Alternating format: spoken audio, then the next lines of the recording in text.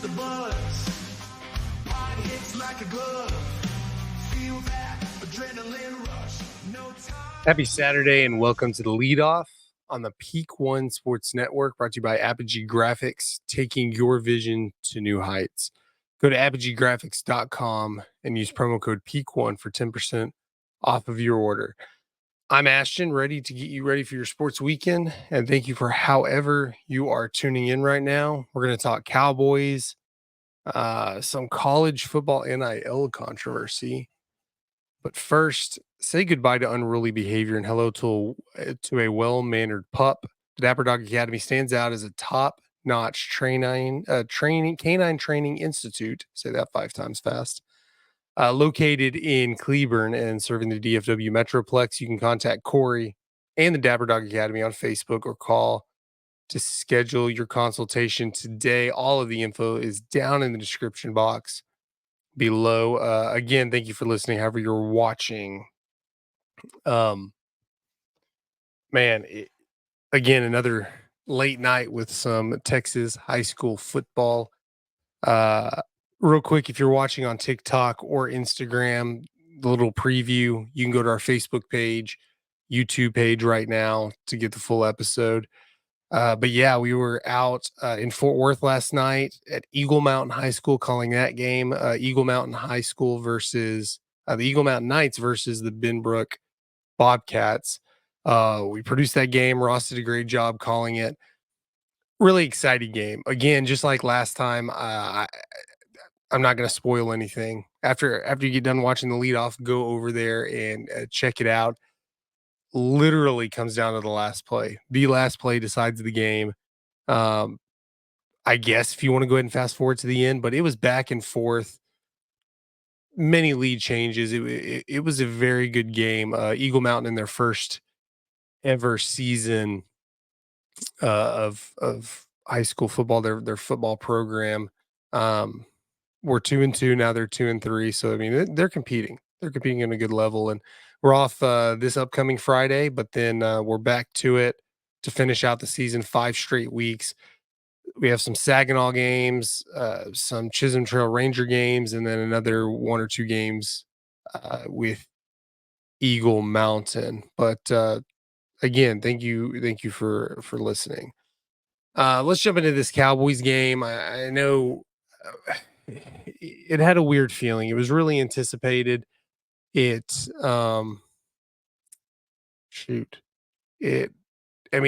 doesn't feel like if it's a win, it's like, okay, well, at least you didn't lose. But if it's a loss, it's just, all hell breaking loose. After getting blown out by the Saints and then, worked by the Ravens, I know you came back, but, still you were playing against prevent defense and, good job for coming back, I guess, making it look, 5-10 years from now, you look back at the game and think it was a good game, a close game. But anyways, you come against the Giants, you do win 20-15. It's a team you've had their number for a while, especially Dak, who's won 14 straight games against the Giants, hasn't lost since his rookie year, and he was injured one of those games, and the Giants got a win. So the Cowboys have won 13 out of their last 14 games against the New York Giants. But Dak looked good, 22-27, over 80% completion, 221 yards, 2 touchdowns, 125.5 passer rating. I mean, it's kind of like what you're supposed to do, that's what Dak's supposed to look like. If not a little better, getting paid as much, $60 million a year. But the Giants, we think, are a bad team. They look like a bad team. Daniel Jones started off the season looking okay. Not in that game. You want to win by a lot more. I mean, great. The Cowboys won. They're, right there as back to being a mediocre team. They're not a very, very bad team. They can still beat the teams. But the last few years have shown us that the Cowboys are going to struggle against the good playoff teams, and they're going to, work and blow out the bad teams, but they didn't even blow them out. In fact, if the Giants could score any touchdowns, they probably would have won that game. Um, and really, we'll talk about the defense in a minute. Let's stick with the offense. You have CeeDee Lamb, 7 for 98 and a touchdown. Not a bad game. Uh, what hurts most about this, you have DeMarcus Lawrence and Micah Parsons both getting hurt, and they both might be out for multiple weeks. I know we saw yesterday a report came out that it's worse than they thought. We were definitely worried, more so for Micah. I don't know that we knew that D Law was seriously injured in that game until after the game.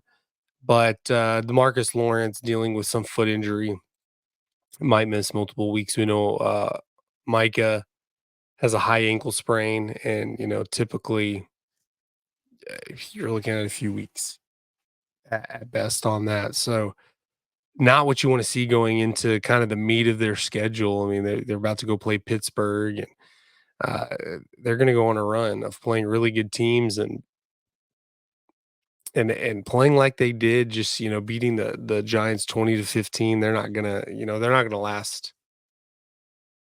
They're not going to go over 500 in this next stretch. I don't think, unless this was a game where you were hoping they would fix some things, and I think they did. I mean, offense looked pretty efficient. I mean, you want them to score more than 20 points in that situation. And let's go to the defense. It looked okay. I mean, the run defense was improved. It looks pretty good. Giving anytime you give up 1.1 yards per carry, it's going to look really good. I mean, that's good, especially since the Giants had a decent run defense going, or a decent running game going into this. Man, Mozzie Smith looked much better, actually looking like a first round pick finally. Maybe the best game he's had. Uh, the thing with the defense, though, is yeah, you didn't give up any touchdowns, but you couldn't get off the field in third down. The Giants turned some of these drives into really long 13 play drives. They dominated in time of possession. I know it's a little skewed because near the end of the first half, um, the Cowboys scored on that big CeeDee Lamb play, so they only had the ball for like a minute and a half, and you give it right back to the Giants. But I mean, not getting off the field on third down, yeah, you're kind of bending but not breaking in the sense that you're giving up field goals, but they scored on their first 5 possessions. In fact, they scored on every possession up until uh that last interception. So I mean, you have to get off the field without giving up points, uh, you know, at some point. But it worked. The defense looked okay. Offensive line struggled in this game. I mean, I know we're not. I know we weren't high on the offensive line. We knew that'd be a point that we would need to address if the running back situation wasn't so bad. But Dak didn't get sacked a lot, but there were a lot of holding penalties. Uh, Dak was able to give. I mean, they were able to give him enough time on a lot of situations, but Tyler Guyton struggled. Let's just be honest. I think he's got a bright future. Um, but he's to be your left tackle right now. I mean, he's your best option, I guess. He's shown you some good things, but he's definitely struggling. And you know, you have Tyler Smith over there. It's a guy to kind of give him help sometimes if he needs it. But Tyler Smith, at left guard, he's in between 2 rookies with Cooper Beebe at center. But I mean, Cooper Beebe looked pretty good. Um, he gave Dak a lot of protection. I don't believe he gave up any pressures at all in that game. So your rookie center, you might have found a really good center there. Zach Martin didn't look like himself. He played decent, but not looking like the Pro Bowl guard we're used to seeing. Time might be catching up with him. He's getting up there in age.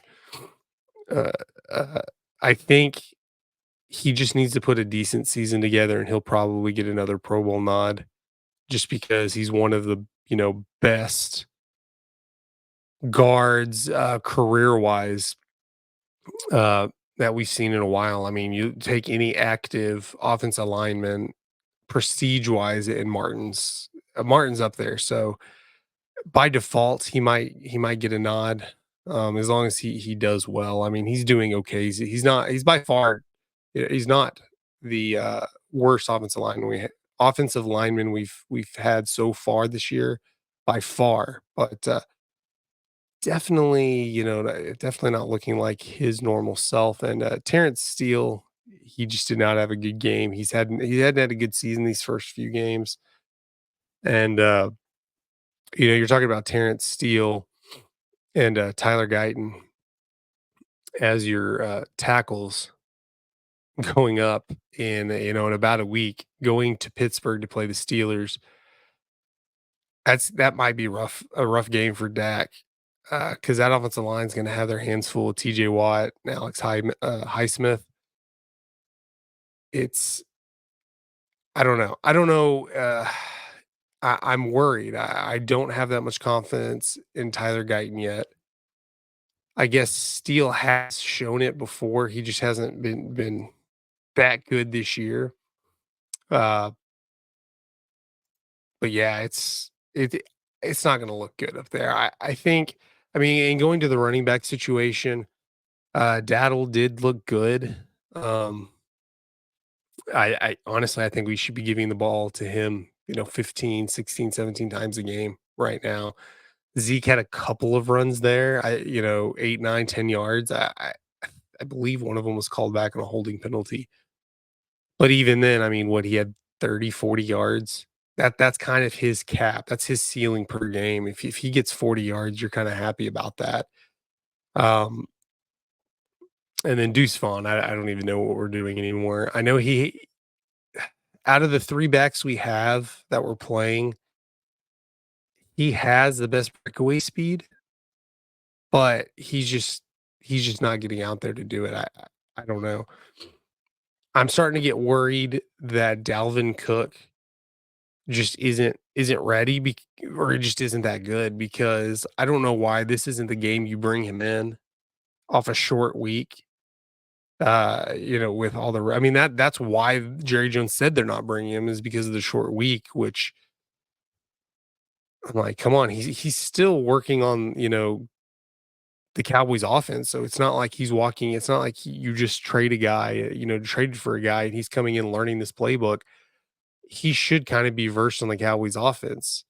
Tell me if I'm wrong, but this is the week you do it, on a short week, a little more fresh legs. I know we're early in the season, Cowboys should be fine, but I don't know. I'm starting to get worried about Cook. I thought that, I still sort of think that Dalvin Cook's still going to be your leading rusher this season. It's not going to take much. He comes in here, averages 60 yards a game, 50, 60 yards a game.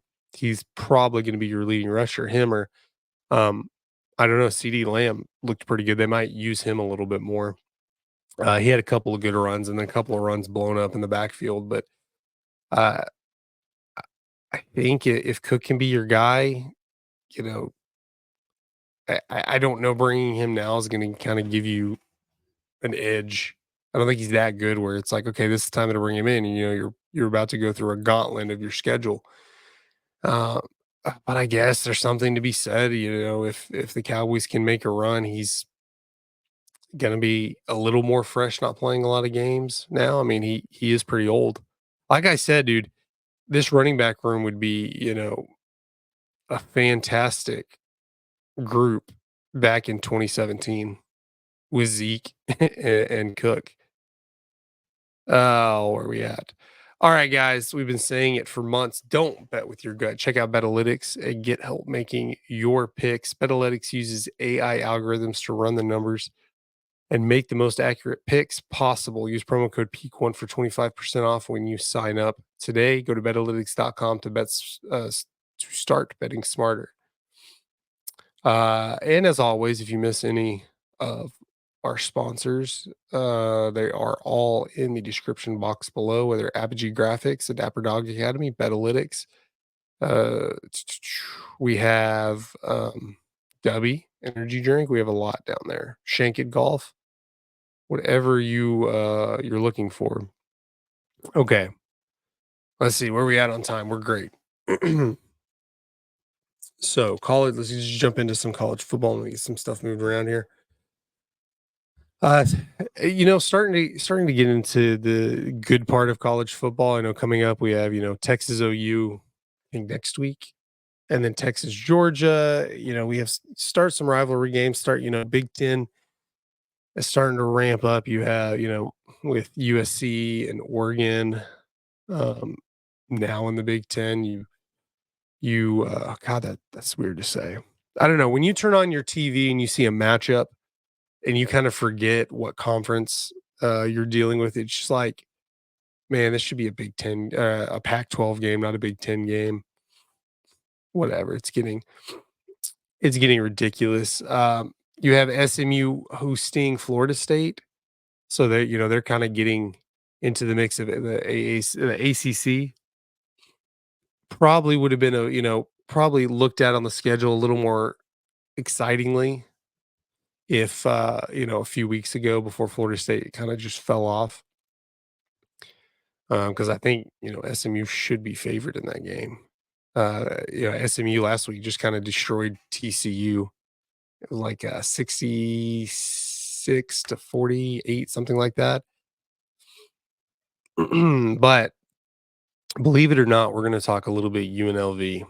Not something I can say I've never talked about that school in any podcast or radio show, and in the decade I've been working around this. But we have some NIL controversy coming up. Matthew Sluka, QB at UNLV. UNLV, by the way, they're 3-0. They've impressive wins over Kansas and Houston.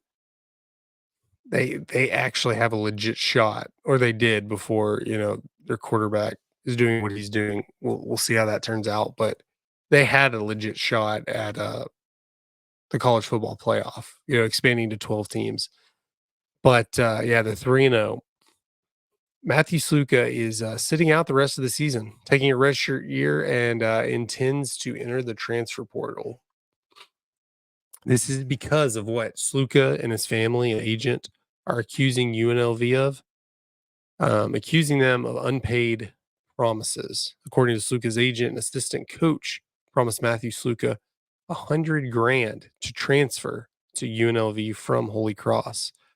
But nothing was signed, no paperwork, anything like that. It's all kind of word of mouth, which is kind of odd because right now in the wild west of the NIL, which I think that's the kind of period we're in, I think it's going to be a lot more. It's gonna be a lot more monitored in the future. They're gonna put a rule book out there. I think a little more strict than they have now. It's just kind of throwing money out there. Everything's for the most part legal, and to not have any kind of contract. If this is true, because I know there's they're going back and forth with competing stories here. But if you're Sluka or his family or whatever, his agent, I don't think he had an agent at the time. That'll come up here in a minute. You kind of have to get that in paperwork. That's kind of on you. The school says he was never promised this, and that the family got an agent after the 3-0 start by UNLV and demanded more because Sluka's value had, quote, increased given the team's success. Yes, I guess. I don't think Sluka is really the star of this team. I mean, he's more of a running quarterback, but he's averaging like 140 passing yards per game. Uh, I think there's more to be said about value. Once you get to 6-0, 7-0, 3-0, sure, but I mean, there's still a lot of undefeated teams right now. I don't know, and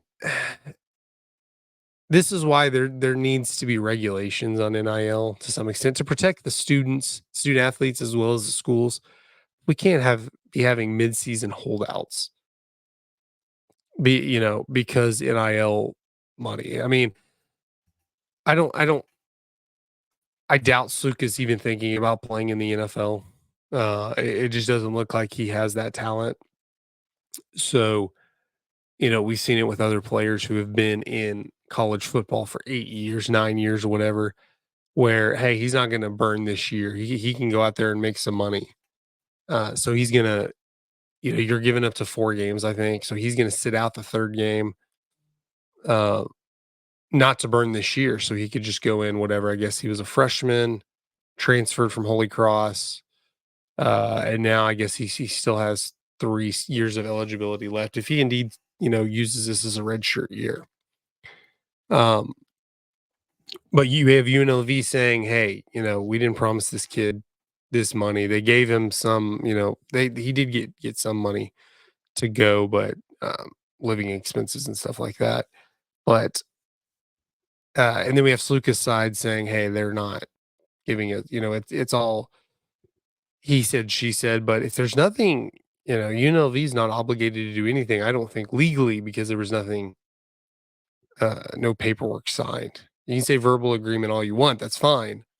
That's a thing. But if you don't have proof, then it doesn't matter. Unfortunately for UNLV, I don't think they care that much about, the legal side of it. They probably want their quarterback. And even if this gets resolved, you still have that hanging over your program, whether it's, dealing with a locker room chemistry or whatever. You had that your team, your quarterback was going to hold out over $100,000, what could be an all-time great season for this program.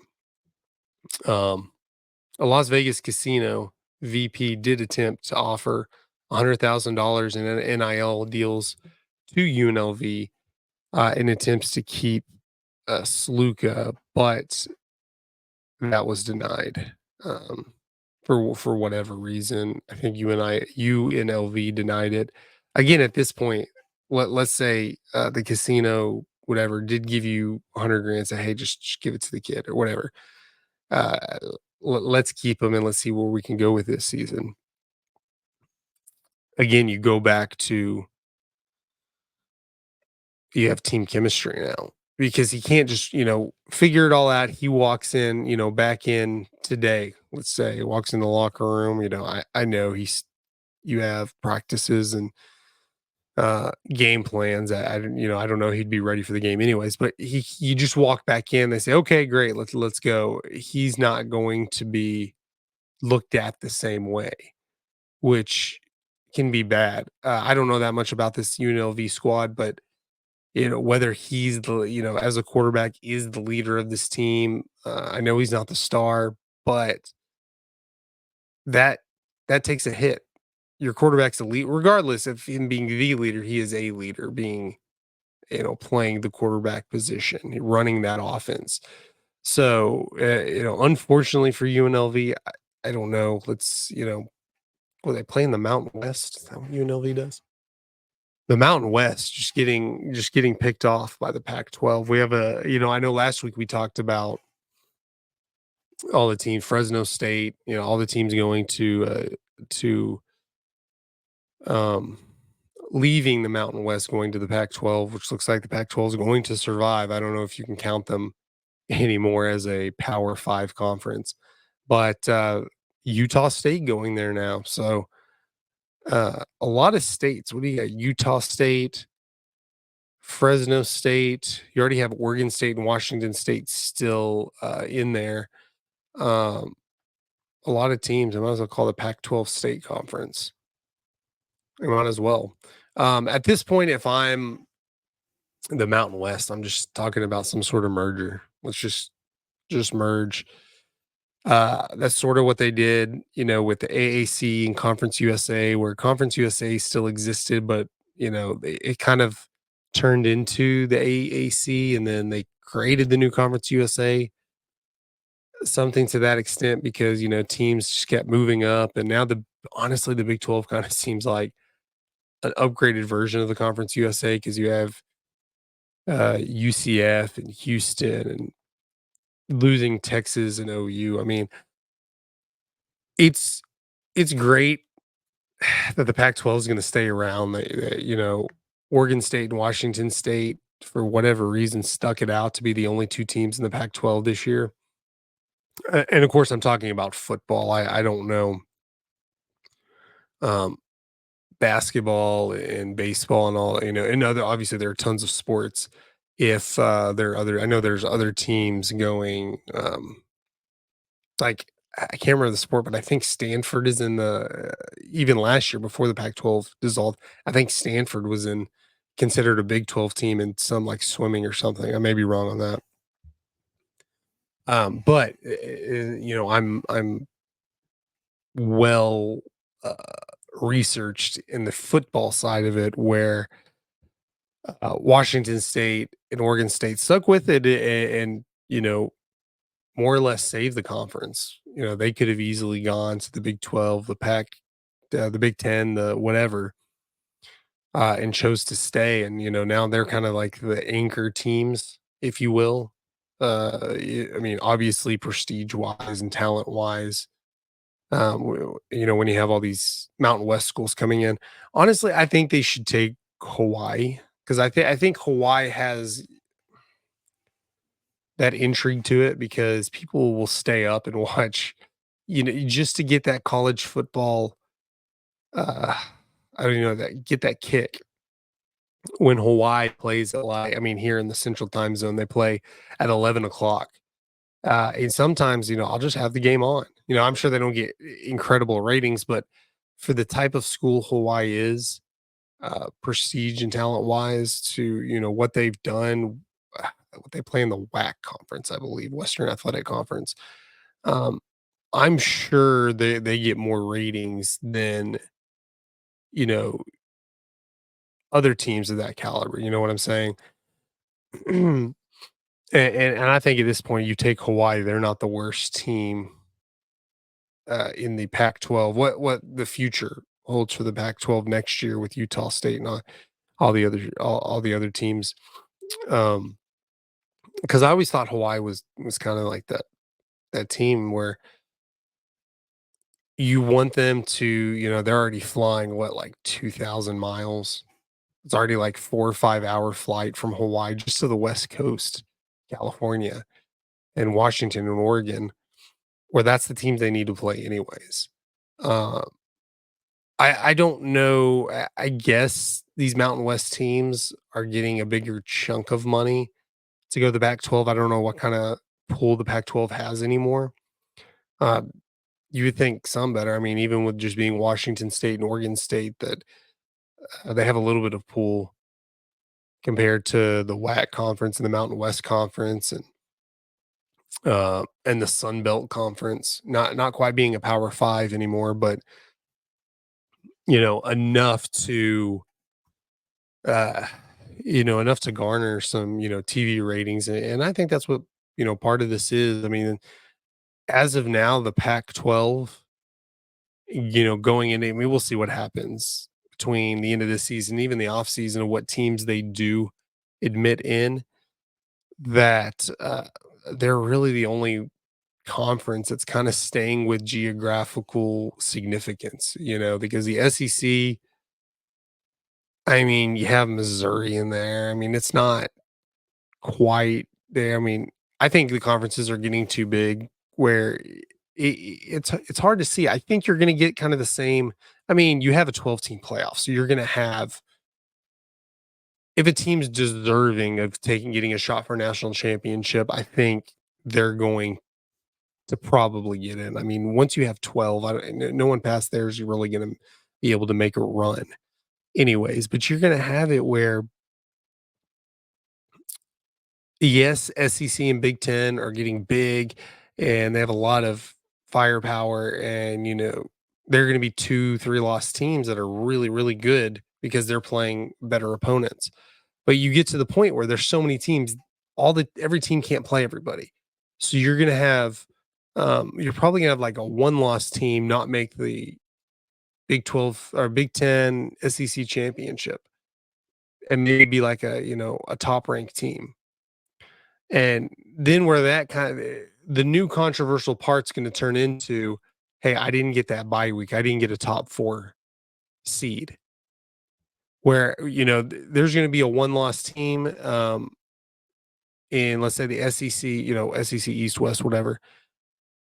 you'll say, well, they're going to have a championship game. The two best teams are going to play, probably. But then you're going to have a team, like I said, that doesn't make the conference championship game. They're probably going to be a one-loss team, assuming Georgia or Texas go undefeated. If either one of them go undefeated, you'll have that, and then that team's going to play week 1, and there's going to be a team, I think, that gets that number 4 seed. Let's say Alabama loses one game this year and doesn't make the conference championship because they lost to Georgia or whatever.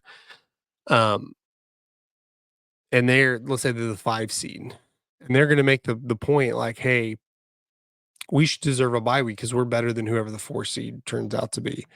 I think that's going to be the new controversy that comes up, where you can, even if Georgia wins that first game and moves on to the second round, you still have that argument that, man, they got a bye week. We didn't. We deserve that bye week. Even if they make it to the next round, they're like, hey, we had to play that extra game. And I know it's all semantics anyways. Win your game. If you go undefeated, you're going to get a bye week. There's not going to be that many undefeated teams. You do what you got to do, and you can make it into that top 4 and get that bye week. Just win your games. But that's the controversy we're going to see. I don't think it's so much of now you have 12 teams. Now that 13th, 14th, 15th team is going to say, hey, we deserve to be in. This is bullcrap. Because I think if you have your random UCFs that go undefeated, even Coastal Carolina, I think if they get undefeated, if you have an undefeated team, FBS team, that they're going to put them in regardless. Give them a shot. Why not? You have 12 spots to get this done. I think the more controversy is just getting that top 4 seed so you can get a bye week. I think that's where we're going to see it. Thank you, everybody, for watching this episode of the Leadoff, sticking with me there for a while. However you're tuning in, we're on YouTube, Facebook. Maybe this ends up turning into a reel that you're watching on TikTok, Instagram, Twitter. Maybe you're listening later on our podcast platform. Thank you. However you're tuning in, and whatever you're listening on, hit that like button, subscribe button, share button, whatever vernacular works for you. Hit the like button if you like the show. If not, hit it twice, and don't forget to subscribe on YouTube. For sure, YouTube is kind of our main outlet there. The rest is just kind of leading back to YouTube one way or the other. Go ahead, hit the subscribe button. Check out Friday Night Football right now. This show's ending. Go over there. Check out that Benbrook Eagle Mountain game. You're not going to be disappointed. Great game. Thanks for listening. Have a great Saturday, a great weekend. I'm Ashton. You're listening to the Leadoff, the Peak One Sports Network.